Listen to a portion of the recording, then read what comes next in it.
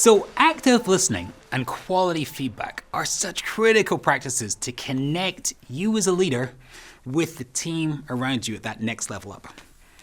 Let's now review 3 2x2 matrices that can help you with practical exercises on maximizing your team influence from inner to outer, i.e.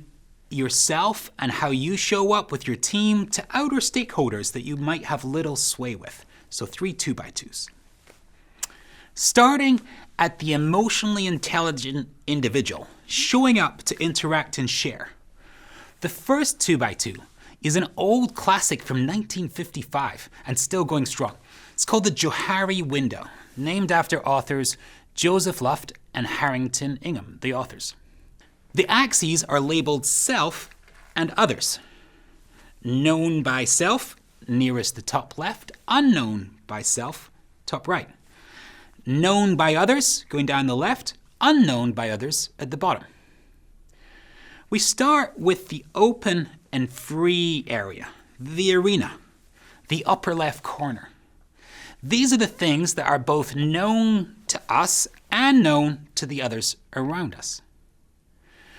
Moving downwards, the things that we know but others don't are the things we choose to hide, the hidden stuff behind our mask. So we call that one the mask. Then in the upper right corner, we have the things that are not known to us but are known to others. These are our blind spots, things that could be known to us if we listened to feedback or took a personality assessment or some other tool. Finally, to the bottom right, we have the things that are both unknown to us and unknown to others, true unknowns. As you consider these different areas, you might challenge yourself to come up with some ways that you can appropriately expand the open and free space. Are there ways in which you can reduce your mask so that you can bring more of the open and free to your interactions? Why do this? It can be beneficial for you and the team when your team understands you and each other.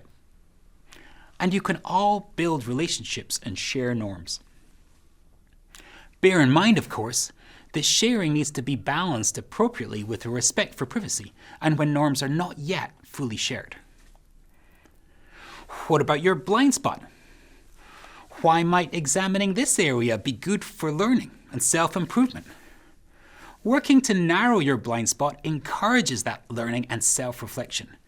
You can also use this as an opportunity to practice soliciting, receiving, and incorporating feedback, as in the model we discussed elsewhere. Generally speaking, expanding your open and free area means improving your own emotional intelligence as well as that of your team.